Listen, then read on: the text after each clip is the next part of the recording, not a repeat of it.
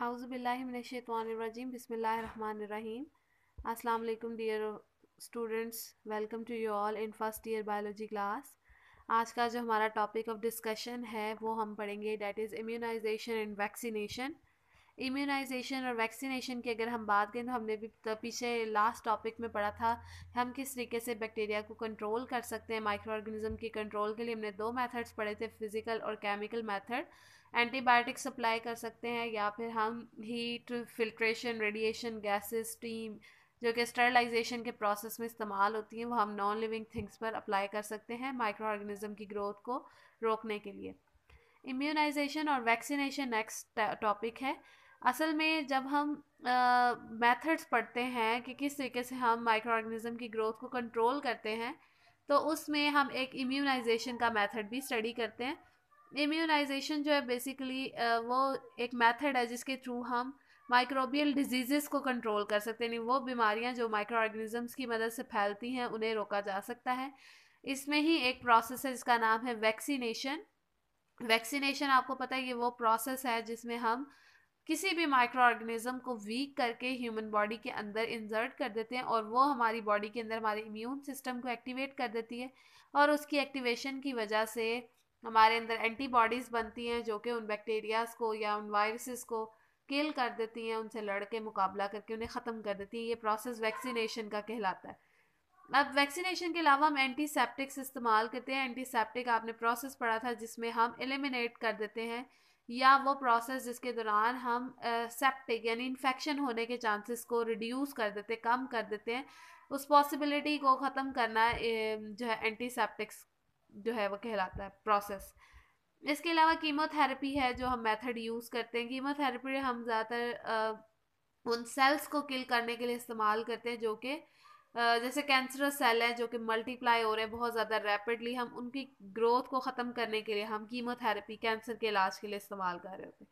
Public health measures हैं जिनमें हम पब्लिक हेल्थ मेजर्स के अंदर जैसे वाटर को प्यूरिफाई कर देंगे, साफ़ पानी सप्लाई करेंगे, सिवेज डिस्पोज ऑफ करेंगे जो घरों से वेस्ट मटेरियल निकल कर जा रहा है, पानी को पोल्यूट कर रहा है, वाटर पोल्यूशन कॉज कर रहा है, उस सीवेज डिस्पोजल में हेल्पफुल होता है ये पब्लिक हेल्थ मेजर्स। और वो फूड प्रिजर्वेशन में भी हेल्पफुल है, यानी वो तरीके, वो मेजर्स, वो प्रोसीजर्स जो हम फूड को ख़राब होने से बचाने के लिए जो है इस्तेमाल कर रहे हैं। तो ये सारे प्रोसेसेस हैं जो हमारे पास बैक्टीरियल या किसी भी माइक्रो ऑर्गेनिज्म की कंट्रोल से रेलेवेंट है। अब बेसिकली डिस्कवरी हुई थी पैस्चर, उसमें मोस्ट इम्पॉर्टेंट साइंटिस्ट है लुइस पैस्चर जिसने बहुत ज़्यादा काम किया माइक्रो ऑर्गेनिजम्स के ऊपर। बहुत सारी डिस्कवरीज भी इसने दी। 1880s में इसने चिकन कॉलेरा से बैक्टीरियम आइसोलेट किया था, बैक्टीरिया निकाला था। चिकन कॉलेरा, चिकन के अंदर एक बीमारी है हैज़े की तरह की, उसे चिकन कॉलेरा का नाम दिया और इसके अकॉर्डिंगली जो है वो प्रोसीजर उसने रन किया जिससे देखा जा सकता था कि क्या ये कौन से एजेंट्स हैं, क्योंकि पहले नहीं पता था कि ये बैक्टीरिया है जो डिजीज़ कॉज करते हैं। तो एजेंट्स कौन से हैं जिनकी वजह से बीमारी फैल रही है और किस जर्म थ्योरी आपने स्टार्ट में पढ़ी होगी, वो प्रोसीजर जिसके थ्रू आप कह सकते हो कि ये जर्म कौन सा है, फिर क्या ये हेल्दी ऑर्गेनिजम्स को अगर दे दिया जाए, उनकी बॉडी के अंदर डाल दिया जाए तो क्या उनमें भी बीमारी फैला सकता है। तो वो सारा प्रोसीजर इसने फॉलो किया था जर्म थ्योरी का। ठीक है, तो सबसे पहले इसने चिकन कॉलेरा का बैक्टीरिया आइसोलेट किया, उसे प्योर कल्चर में ग्रो करवाया। प्योर कल्चर वो कल्चर होता है जिसमें बेसिकली हम मीडियम एक बनाते हैं जो कि जिसमें कार्बोहाइड्रेट्स, कुछ अमाइनो एसिड्स होती है जो बैक्टीरिया की ग्रोथ के लिए इम्पॉर्टेंट है। फिर उसमें कुछ हार्मोन्स भी हो सकते हैं, सिंपल मटेरियल भी हो सकता है, सिर्फ कार्बोहाइड्रेट सोर्स। और हम उसमें एगर डालते हैं जो कि एलजी से आइसोलेट किया जाता है और वो एगर जो है उसको सॉलिडिफाई कर देता है यानी जमा देता है। फिर हम उसके ऊपर बैक्टीरिया की कोई भी स्पीशीज़ जो है वो ग्रो करवा लेते हैं, चाहे एयर से ले लें, वाटर से ले लें, सॉइल से ले लें, तो हम वो उस पर ग्रो करवाते हैं।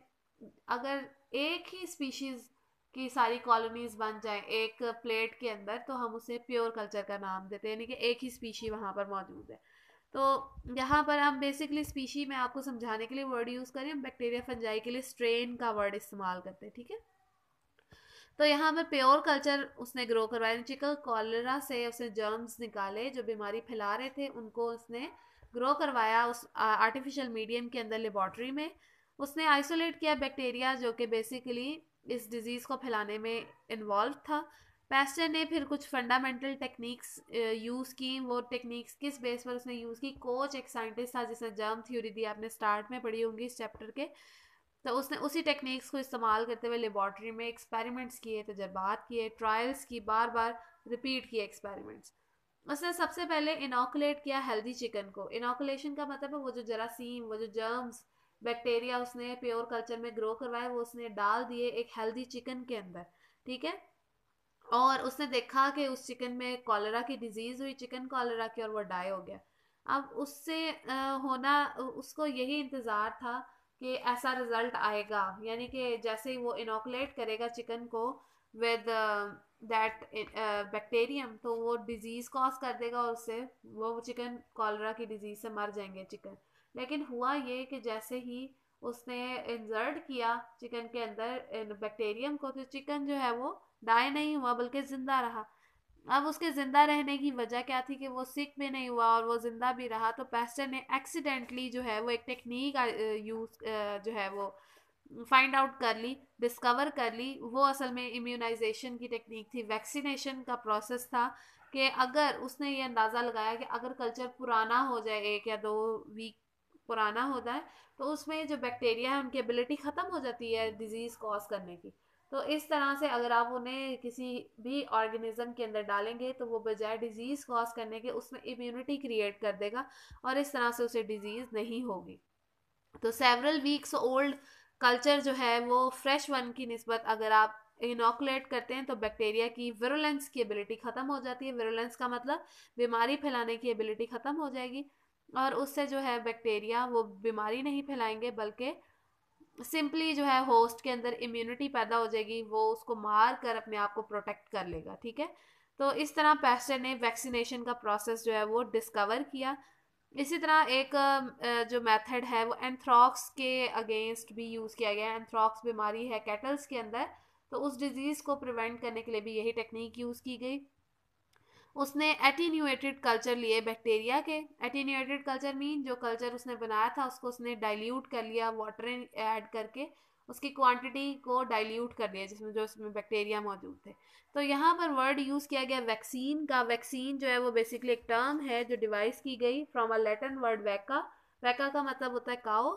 और इम्यूनाइजेशन का प्रोसेस इस तरह कहलाया वैक्सीनेशन, जिसमें हम किसी भी माइक्रो ऑर्गेनिज्म को प्योर कल्चर से लेते हैं।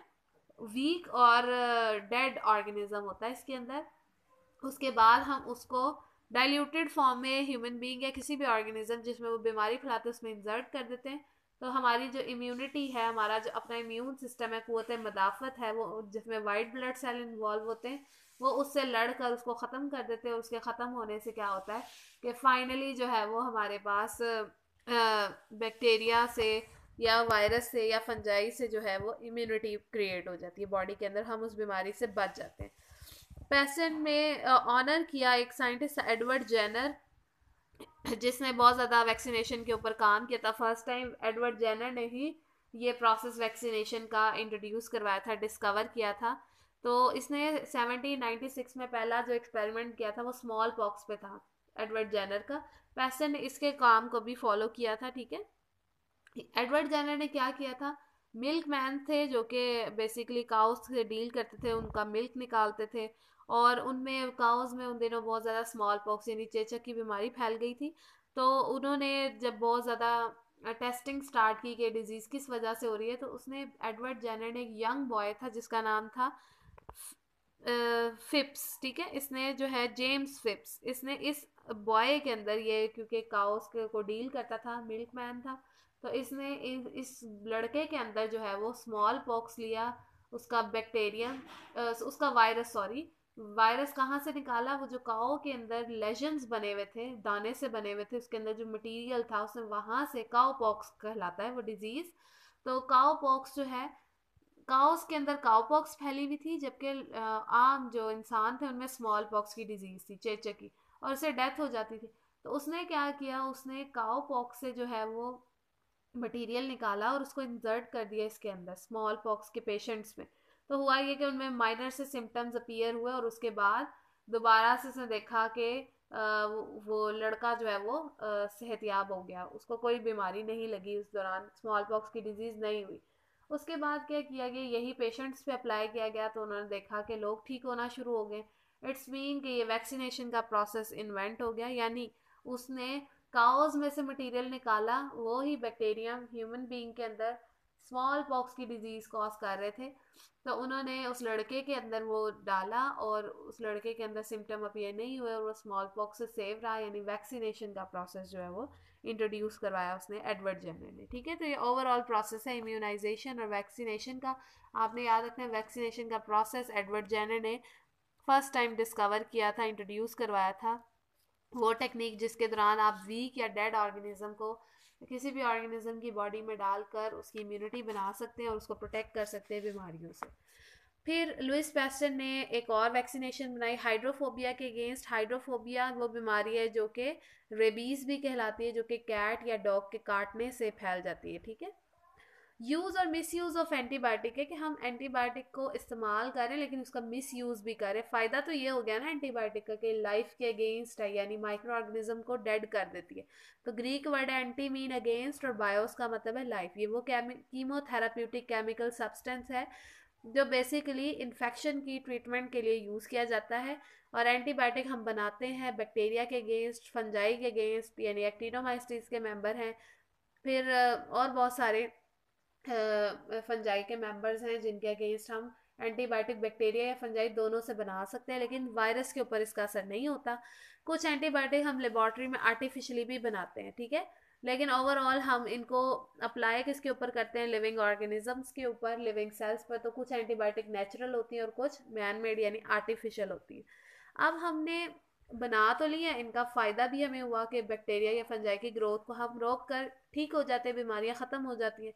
लेकिन अगर हम मैसिव क्वांटिटीज़ एंटीबायोटिक की यूज़ करना शुरू कर दें जिस तरह से बन रही हैं, तो बैक्टीरिया क्या करते हैं, वो अपने बॉडी के अंदर प्लाज्मिड के थ्रू कुछ रेजिस्टेंस क्रिएट कर देते हैं। ड्रग रेजिस्टेंस उसको हम कहते हैं।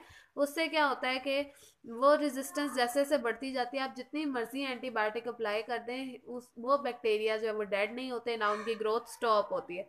तो miss use of bacteria, miss use of antibiotic क्या है कि हम ह्यूमन मेटाबॉलिज्म के अंदर बहुत सारी ड्रग्स यूज़ कर रहे हैं, एंटीबायोटिक्स खा रहे हैं, उससे ह्यूमन बीइंग की डेथ भी हो रही है। ठीक है, स्वेयर किस्म की एंटीबायोटिक जो हैवी होती हैं, जब हम उन्हें खा लेते हैं तो उनसे जो है वो डेथ भी हो जाती है। इसी तरह कुछ एंटीबायोटिक है जैसे पेनिसिलिन, वो एलर्जिक रिएक्शन कॉज कर रही है। ठीक है, ह्यूमन बींग्स के अंदर। स्ट्रेप्टोमाइसिन एक एंटीबायोटिक की एग्जाम्पल है, उससे जो है वो ह्यूमन बींग का जो ऑडिटरी सिस्टम है, यानी जिसके जरिए सुनते हैं, उसमें ऑडिटरी नर्व है जो कि डैमेज हो जाती है और उस नर्व के डैमेज होने से डेफनेस कॉज होती है, यानी कि इंसान बहरा हो जाता है। टेट्रासाइक्लिन है, अगर उसका बहुत ज़्यादा इस्तेमाल कर लिया जाए तो उससे जो है वो टीथ का कलर यंग चिल्ड्रन में येलोइश होना शुरू हो जाता है, या आहिस्ता आहिस्ता जो टीथ का कलर है वो ख़त्म हो जाता है, वाइट कलर, वो डिसकलरेशन हम उसको कहते हैं कि हो गई है।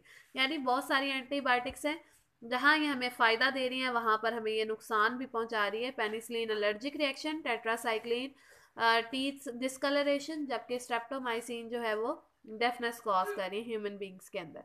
फिर लास्ट टॉपिक है characteristics of cyanobacteria. Cyanobacteria largest group है, ब्लू ग्रीन एल्जी भी हम इसे नाम देते हैं। बैक्टीरिया का डाइवर्स ग्रुप है, ये वो ग्रुप है जो कि फोटोसिंथेटिक है, लेकिन क्योंकि बैक्टीरिया प्रोकैरियोट है इसलिए इसे किंगडम मोनेरा में ही रखा गया है। इनका स्ट्रक्चर भी बैक्टीरिया के स्ट्रक्चर जैसा ही है, इसीलिए ये किंगडम मोनेरा में ही प्लेस किए गए। साइनोबैक्टीरिया को हम प्रोकैरियोट्स में क्लासीफाई करते हैं क्योंकि इनके अंदर भी डबल मेम्ब्रेन ऑर्गेनेलीज यानी माइटोकॉन्ड्रिया, क्लोरोप्लास्ट वगैरह मौजूद नहीं है।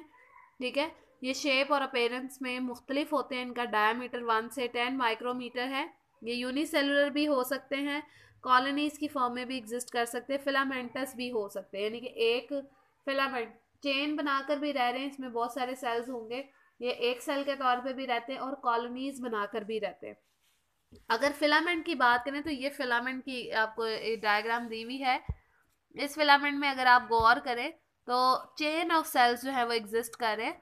ठीक है, ये चेन ऑफ सेल जो है वो ट्राइकोम कहलाता है। आप इसे खुद से भी बना सकते हैं, 9 स्टॉक में होता है ये।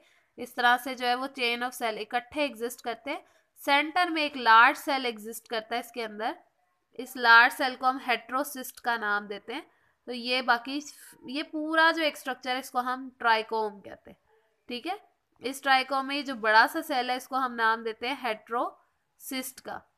और ये किसके अंदर एग्जिस्ट करता है, एग्जाम्पल इसमें नोस्टॉक है, ये जो बुक में डायग्राम दी हुई है एनाबीना की दी हुई है, तो ये साइनोबैक्टीरिया की ही एग्जाम्पल है, ठीक है। तो ट्राइकोम है चेन ऑफ सेल। अब इसके अलावा ज़्यादातर देखा गया साइनोबैक्टीरिया ग्राम नेगेटिव होते हैं, यानी जिनके अंदर लिपिड का कंटेंट ज़्यादा होता है, पिंक कलर के होते हैं बैक्टीरिया। दे लेक फ्लेजेला, इनमें फ्लेजेला नहीं होते, वाटर में ये वेजिकल्स, गैस वेजिकल्स के थ्रू जो है वो मूव कर रहे होते हैं। फिलामेंटस स्पीशीज जो है वो ग्लाइडिंग मूवमेंट शो करती है। ग्लाइडिंग का मतलब जैसे वो तैरती हैं वाटर की सरफेस के साथ, वाटर के साथ उनकी मूवमेंट के साथ, वाटर मूव करेगा तो साथ ही ये भी मूव कर देंगे इसके साथ। फिर हमने बात की कि साइनोबैक्टीरिया फोटोसिंथेटिक हैं, तो इट्स मीन के फोटोसिंथेटिक सिस्टम इनके अंदर मौजूद है। वो यूकैरियोट्स की तरह ही है, यानी इनमें क्लोरोफिल ए भी है, फोटोसिस्टम 2 है, फोटोसिस्टम 2 जो लाइट एब्जॉर्ब करता है फोटोसिंथेसिस के प्रोसेस के लिए। तो ये ऑक्सीजेनिक फोटोसिंथेसिस रन करते हैं। ऑक्सीजेनिक फोटोसिंथेसिस का मतलब ऑक्सीजन की प्रेजेंस में ऑक्सीजन प्रोड्यूस करते हैं during the process of photosynthesis. ये वाटर को यूज़ करते हैं फोटोसिंथेसिस के लिए, और वाटर में हाइड्रोजन सोर्स है और प्लस वाटर से ही ऑक्सीजन रिलीज होती है, तो ये वाटर यहाँ पर इलेक्ट्रॉन डोनर का काम भी करता है और फोटोसिंथेसिस के दौरान ऑक्सीजन भी प्रोड्यूस करता है। इसमें क्लोरोफिल ए के अलावा फाइकोबिलेंस है, जिन्हें हम एसेसरी पिगमेंट्स कहते हैं। फाइकोबिलेंस जो है वो बेसिकली, और फाइकोसायनिन है, ये एसेसरी पिगमेंट है जो कि एक्स्ट्रा एनर्जी, जो वो वेवलेंथ जो क्लोरोफिल एब्जॉर्ब नहीं कर सकता है उसको एब्जॉर्ब करते हैं और प्रोवाइड कर देते हैं इन क्लोरोफिल ए को, जो कि बाद में फोटोसिंथेसिस रन करता है। Photosynthetic pigment electron transport chain के लिए जितनी भी चीज़ें रिक्वायर्ड है वो सब थाइलाकॉइड की मेम्ब्रेन में। आपने याद रखना है साइनोबैक्टीरिया में थाइलाकॉइड एग्जिस्ट करते हैं जिसके अंदर क्लोरोफिल होता है, लेकिन ये कहाँ मौजूद है, इनमें क्लोरोप्लास्ट नहीं है, तो वो साइटोप्लाज्म के अंदर ही मौजूद है। थाइलाकॉइड मेम्ब्रेन्स के अंदर होगा फाइकोबिलिसोम्स यानी फाइकोबिलेंस और फाइकोसाइन।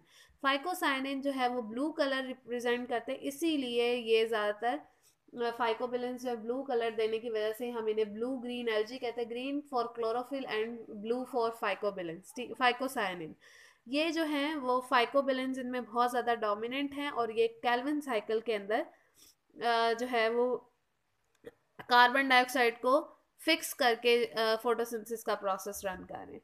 फिर हम रिजर्व फूड मटेरियल की बात करें तो ये अपने अंदर फूड मटेरियल स्टोर करते हैं in form of a glycogen. Glycogen को ये स्टोर कर लेते हैं और ये जो ग्लाइकोजिन है वो एनिमल स्टार्च भी कहलाती है।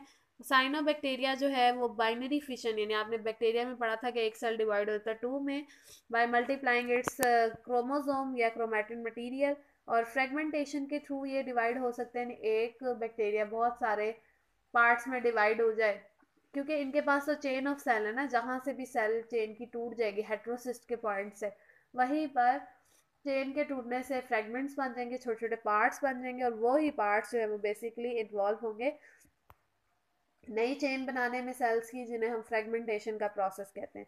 इसके अलावा ये हार्मोगोनिया, काइनीट और ये इनके अंदर मौजूद है, और हेट्रोसिस्ट इनके अंदर प्रेजेंट है। हार्मोगोनिया का मतलब है ये जो चेन है, फॉर एग्जांपल ये यहाँ से ब्रेक कर जाती है, यहाँ से ब्रेक होगी तो ये वाला पार्ट हार्मोगोनिया कहलाएगा। हेट्रोसिस्ट के पॉइंट से ब्रेक होती है, हेट्रोसिस्ट लार्जर सेल है जो ब्रेकेज या फ्रेगमेंटेशन में हेल्प करता है।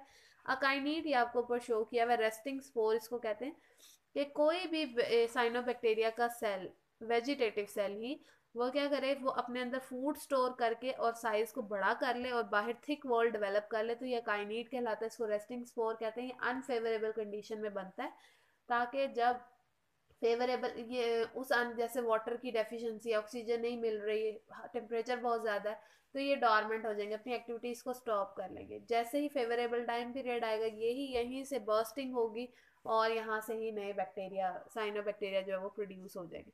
तो इस तरह से ये आपको उन्होंने हेट्रोसिस्ट भी दिखाया हुआ है, ये रेस्टिंग स्पोर काइनेट के अंदर भी दिखाया हुआ है। ये ओवरऑल जो है वो स्ट्रक्चर है एनाबीना का। साइनोबैक्टीरिया के एग्जाम्पल हैं दो, एनाबीना और नोस्टॉक। ओसिलेटोरिया है एक एग्जाम्पल, ठीक है, ये आपने याद रखनी है।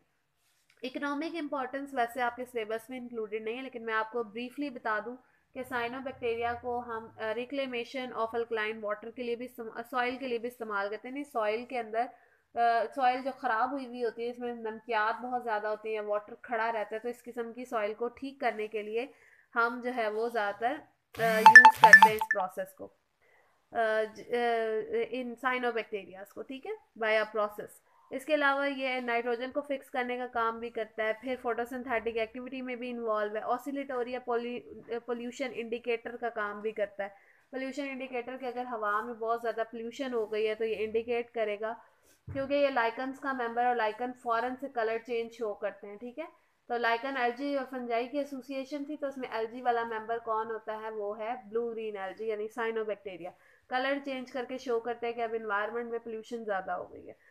सिम्बायोटिक रिलेशनशिप बनाते हैं, यानी कि जिसमें दोनों ऑर्गेनिज्म को फ़ायदा होता है, तो एल्जी के और फंजाई की एसोसिएशन है लाइकन्स की फॉर्म में। इसी तरह प्लांट्स के रूट्स के अंदर रहते हैं, उनको नाइट्रोजन फिक्स करके देते हैं, नाइट्रोजन फिक्सेशन के हवाले से फंजाई के साथ एसोसिएशन हो गई, एंजियोस्पर्म यानी प्लांट्स के साथ एसोसिएशन बना रहे हैं। फिर कुछ फोटोसिंथेटिक पार्टनर्स हैं, फोटोसिंथेसिस करते हैं। फिर साइनोबैक्टीरिया वाटर ब्लूम्स भी बनाते हैं। वाटर ब्लूम्स का मतलब कि इनकी बहुत ज़्यादा क्वांटिटी ऐसे पानी में ग्रो करती है जिसमें इनऑर्गेनिक फॉस्फेट और नाइट्रेट्स बहुत ज़्यादा हैं। इनकी ग्रोथ की वजह से ऑक्सीजन और लाइट पेनिट्रेट नहीं करती अंदर, पानी के अंदर ऑक्सीजन की कमी हो जाती है क्योंकि नीचे ऑर्गेनिज्म डेड हो जाते हैं और डीकम्पोजर ऑक्सीजन इस्तेमाल कर रहे होते हैं पानी की, ताकि वो उन डेड ऑर्गेनिजम्स को डीकम्पोज कर सकें। इस तरह से पानी के अंदर से एक स्मेल आना शुरू होती है, अनप्लेजेंट स्मेल। तो यूट्रोफिकेशन के प्रोसेस में ये इन्वॉल्व होते हैं, और ये तभी होते हैं जब ऑर्गेनिक मैटर जो है उसकी कंजम्पशन होनी होती है, और ऐसा पानी, क्योंकि ऑर्गेनिक मैटर यानी कि डेड बॉडीज़ वहाँ बहुत ज़्यादा पानी में मौजूद है, ऐसा पानी जो है वो अनफिट होता है पीने के लिए। तो इस तरह की जो स्पीशीज़ हैं वो कुछ ख़ास किस्म की टॉक्सिन प्रोड्यूस करती है, जहरीला मटीरियल, जो कि लाइफ स्टॉक, वो मवेशी, वो कैटल्स वगैरह जो पानी पीते हैं ऐसी जगहों का जहाँ ये साइनोबैक्टीरिया बहुत ज़्यादा ग्रो किए हुए और वो टॉक्सिन्स प्रोड्यूस कर रहे हैं, तो ऐसे पानी पीने से उनकी डेथ हो जाती है क्योंकि वो अनफिट हो जाता है, हेल्दी नहीं रहता। तो ये सारी इकोनॉमिक इम्पोर्टेंस है साइनोबैक्टीरिया की। इसकी आप एक्सरसाइज देख लें। Which of the following is not found in all bacterial cell, सारे बैक्टीरियल सेल में ये नहीं होता। कौन सी चीज़ है जो सब बैक्टीरियल सेल में नहीं होती, डेट इज कैप्सूल, ठीक है। The major locomotory structure in bacteria are, locomotion के लिए कौन सी चीज़ है, मूवमेंट के लिए फ्लेजेला है। Which of the following is a primary bacterial cell wall function, primary bacteria की सेल वॉल का फंक्शन क्या है। बैक्टीरिया की सेल वॉल का फंक्शन है सपोर्ट प्रोवाइड करना। Which of the following is present in both gram positive and negative cell wall, दोनों में ही टिकोइक एसिड मौजूद होते हैं। Mesosomes are internal extensions of, mesosome कहाँ से निकले हुए, these are extensions of cell membrane. Bacterial endospore formation function is, endospore का फंक्शन क्या है, एंडोस्पोर का फंक्शन है सर्वाइवल में हेल्प करना। तो ओवरऑल ये सारे आपको MCQs जो है वो दे दिए हुए हैं, ठीक है। ये आपने अच्छे तरीके से जो MCQ वो कर लेने हैं, ठीक है। Thank you so much.